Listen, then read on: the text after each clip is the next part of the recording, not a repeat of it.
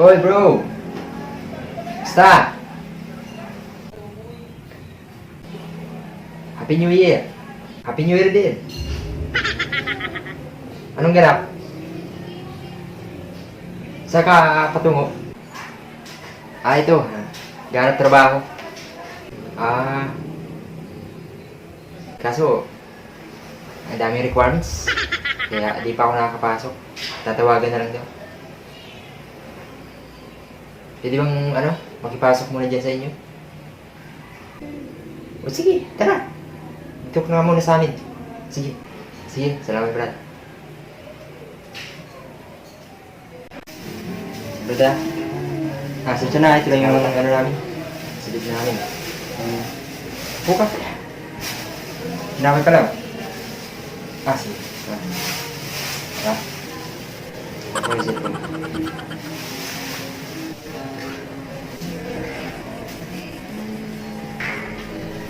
Ano pala? Ano pala yung New Year resolution? Siguro, hindi na ako magpapakapagod sa mga bagay-bagay. Kaya na pag sa trabaho. Kasi, ang papayat lang. Laro rin tayo pumapayat. Tapos, nagkakasakit pa. Lalo na yung mga trabaho ulan. Tapos ang baba pa ng sahod. Tingnan mo, nagkasakit ako. Yung pagtrabaho ko, kasi biruin mo 13 hours akong nakatayo.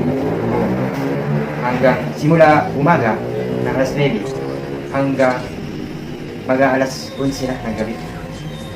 Kaya naman, humina yung immune system ko. Yun, nagkasakit ako. Kaya, yun ang New Year resolution ko na hindi na ako magpapakapagod sa trabaho ni Tayo. Siguro, ikaw, Brad, ano naman yung New Year's resolution mo? Siguro, ayoko na maghabol sa babae. Kasi, nakakaumay na. Isnabera sila. Oo, lalo na pag maganda, ay susi. Masabi ko sa'yo, mga isnabera yan. I-chat-chat ko pa lang. Yun na. Bablock ka na agad. Oo, ganun. Kaya, yun ang New Year resolution ko. Hindi na ako mag-ahapon sa mga babae niya. Hayaan ko na sila na lumakit. Pero, pag gusto ko naman, niligawan ko naman. Pero, hindi ko na ibubuhos yung pagkahusto ko sa kanya. Sakto lang. Yun lang. 3 hours later.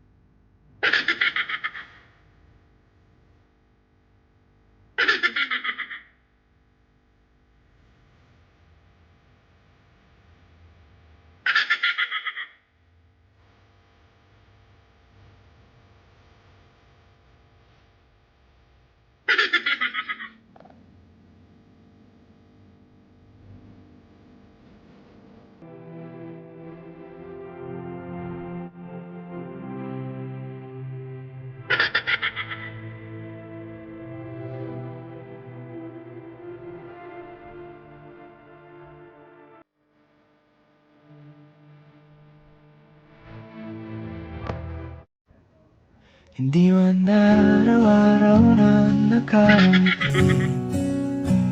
Ilang beses na rin tayong humihindi. Di na mapilang ang ating mga tampuhan. Away bati natin di na namamalayan. Eto tayo. Ngunit Sa huli, natapos mo na ang video. Ayan. Please subscribe po sa ating YouTube channel at huwag kalimutan na i-bell ang notification bell para ma-notify ka ng aking channel. Yo! Ayan po, siyempre may message tayo sa ating video na ito. Ano po? Tungkol yun sa video, sa New Year Resolution. Ano ba yung magandang New Year Resolution natin? Ano po? Yun ay makikita natin doon na may tamang tao talaga na para sa'yo. Or siyempre may hindi. Ano talaga? Minsan talaga ay may mga maling tao para sa atin. At may tamang tao din naman. So yun ang itatopic natin dito sa panghuling video. At sino ba yung tamang tao para sa atin? Yun. So dalawa lang po ito. Dalawang katangian ng tamang tao para sa iyo. Number 1. Na kay Lord. Siyempre na kay Lord. Basahin po natin sa Genesis. Basahin natin dito. Yan.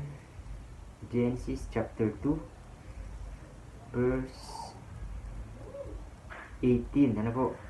18.